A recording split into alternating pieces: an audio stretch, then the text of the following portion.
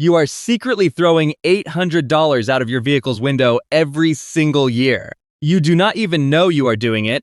Your local mechanic probably has not mentioned it. And no, it has absolutely nothing to do with your engine running rich or your transmission slipping. It all comes down to the 4 pieces of rubber connecting your car to the pavement. I am talking about tire pressure. And whether you daily drive a reliable Honda Civic, tow heavy loads with a Ford F-150, or wheel a lifted SUV, driving around with the wrong amount of air in your tires is quietly destroying your wallet, eating your tread, and making your vehicle an outright hazard on the highway. Most people think tire pressure is just about getting a soft, comfortable ride or maybe extending the life of the tread a little bit. But the reality is, it dictates literally every dynamic aspect of your vehicle. The way your car stops, the way it corners in the rain, and the way it handles emergency swerves. Let us talk about braking first, because this is where a simple maintenance mistake turns into a massive insurance claim. When you overinflate your tires, you actually change the physical shape of the rubber. The tire crown's in the center. That means the contact patch, the actual rubber touching the asphalt, shrinks down to the size of a baseball. I have seen sedans stopping from 60 miles per hour take an extra 8 to 10 feet to come to a complete halt just because the tires were 10 psi over the limit. 10 feet. That is the entire length of a small car. That is the exact difference between stopping safely at a red light and rearranging the trunk of the car in front of you. And in the rain? Forget about it. You are basically driving on ice skates because the water cannot channel through the tread grooves the way the engineers designed them to. You will hydroplane at 50 miles per hour and completely lose steering control. And right now, I know exactly what some of you are thinking. You are thinking your car has a tire pressure light on the dashboard, so if something was wrong, the computer would tell you. That is one of the biggest lies in the automotive industry right now. Those factory tire pressure monitoring systems, the TPM sensors in your wheels, are usually programmed to trigger the warning light on your dash only when a tire drops 25% below the recommended pressure. Think about that. If your vehicle calls for 35 psi, that light is not coming on until you are down around 26 psi. By the time that light illuminates, you have already been driving on dangerously underinflated tires for weeks or even months. You have been burning extra fuel, overheating the rubber, and wearing out the edges of your tread. You cannot rely on a dashboard light to do your maintenance for you. You have to take control of this yourself. Let us break down the exact math on why you are bleeding cash at the gas pump, because this is the sneaky part that nobody pays attention to. The Department of Energy has flat out stated that for every single PSI your tires are underinflated, you lose fuel efficiency. Studies have shown that half the vehicles on the highway right now are running at least 10 PSI low. Half of them. At 10 psi under the recommended spec, you are giving up roughly 2 to 3% of your fuel economy. That does not sound like a big number until you run the mileage. If you drive an average of 15,000 miles a year in a vehicle getting 20 miles per gallon, and gas is hovering around $4 a gallon, you are just burning cash. You are throwing away over $150 a year on wasted fuel alone. And that is just for a standard truck or SUV. If you commute longer distances, that number skyrockets. By the way, if you are finding this breakdown helpful and you want to keep saving money on your vehicle maintenance without getting scammed by the dealership, hit that subscribe button right now. It helps me out a ton and ensures you never miss out on these real-world garage tips. Now let us look at the heavy-duty side of things because truck owners are notoriously bad at this. When you own a 3/4-ton truck or a heavy-duty rig, the tire pressure game completely changes. The sticker inside the door might say 35 psi for the front tires and 65 psi for the rear tires when you are fully loaded. But what does the average guy do? He walks around with his air hose and puts 35 psi in all 4 tires and calls it a day. That means the rear tires are now 30 psi underinflated when he hooks up a heavy trailer. This is a literal death sentence for those tires. Underinflated tires generate insane amounts of friction and heat. The sidewalls flex violently with every single rotation at highway speeds. The internal rubber compounds literally start to break down and melt. I have measured tires running 50 degrees Fahrenheit, hotter than normal just because they were 10 psi low. When you throw a 10,000-pound trailer on the back of a truck with underinflated rear tires, you are massively exceeding the load capacity of that rubber. You are begging for a catastrophic blowout at 70 miles per hour. And speaking of heavy loads, we cannot forget about trailer tires. If you are towing a camper, a boat, or a utility trailer, those tires live a miserable life. Trailer tires are built completely differently than passenger car tires. They have thicker, stiffer sidewalls to handle massive vertical loads and combat trailer sway. Because of this design, they require significantly higher air pressure, often around 50 to 85 psi depending on the load rating. The problem is, most trailers sit parked in a driveway or storage lot for 9 months out of the year. During that downtime, they are slowly bleeding air. When summer finally hits and you hook up the boat to head to the lake, those tires might only have 20 psi left in them. Running a heavy trailer on underinflated tires is guaranteed to result in a blowout. I promise you have seen the remnants of this on the side of the interstate. Those huge chunks of shredded black rubber scattered across the shoulder are almost always from neglected trailer tires that overheated and exploded, because someone did not take 3 minutes to check the pressure before their road trip. Even if you avoid a blowout, the financial damage to the tire itself is staggering.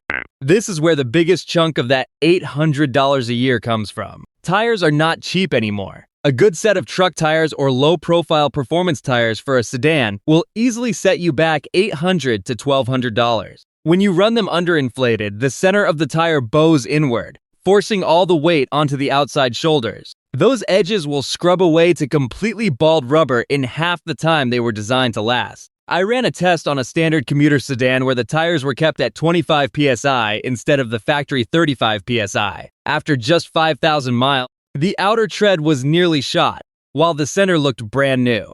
You effectively cut the life of a 60,000-mile tire down to 30,000 miles. You are buying tires twice as often as you need to. And if you think your tire warranty will save you, think again.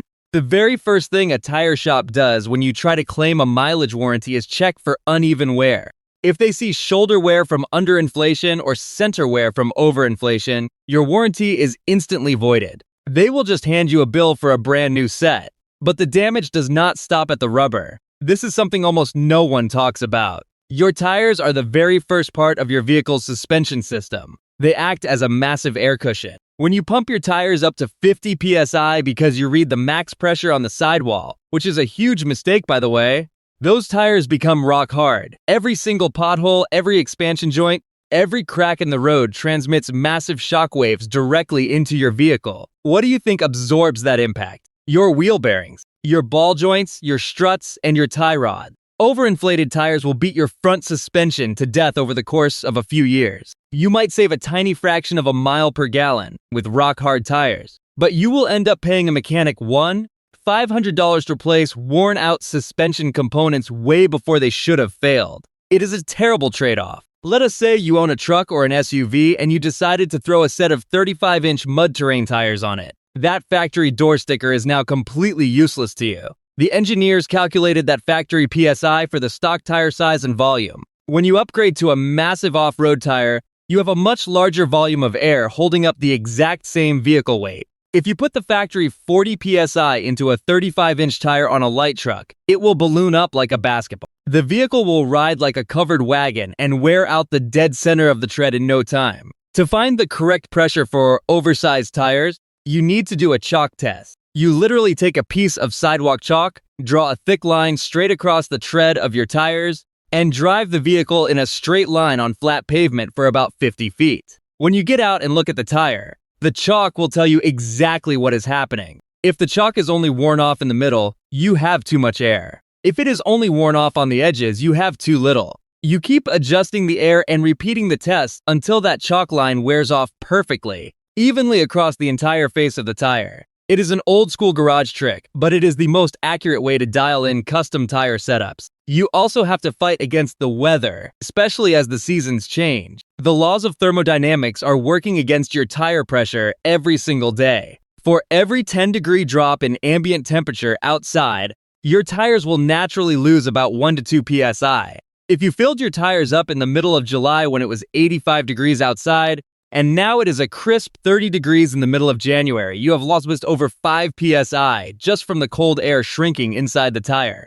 And winter is exactly when you need your tires performing at their absolute best. You need that proper contact patch to grip the snow, to cut through the slush, and to stop safely on icy intersections. So many drivers are sliding through stop signs in January simply because they have not checked their air pressure since the summer. Fixing this entire mess is so incredibly easy that it hurts my brain to see so many people ignoring it. Here is exactly what you need to do to stop wasting your money. First, open your driver's side door and look at the inner door jamb. There is a sticker right there with all the tire information you will ever need. It tells you the exact cold tire pressure for the front and the rear tires. Never ever use the PSI number printed on the side of the actual tire. That is the maximum pressure the tire can structurally hold before it explodes, not the pressure your specific vehicle needs for optimal handling and weight distribution. Once you have your numbers, you need to throw away that cheap plastic stick gauge you bought at the gas station a decade ago.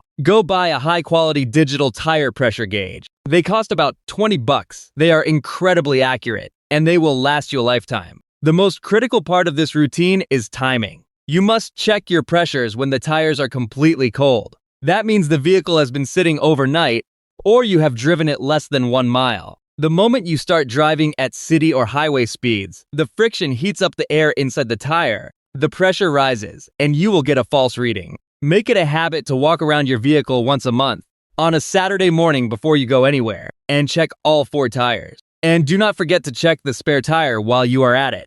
There is nothing worse than being stuck on the side of the highway with a flat tire, only to find out your backup is completely flat too.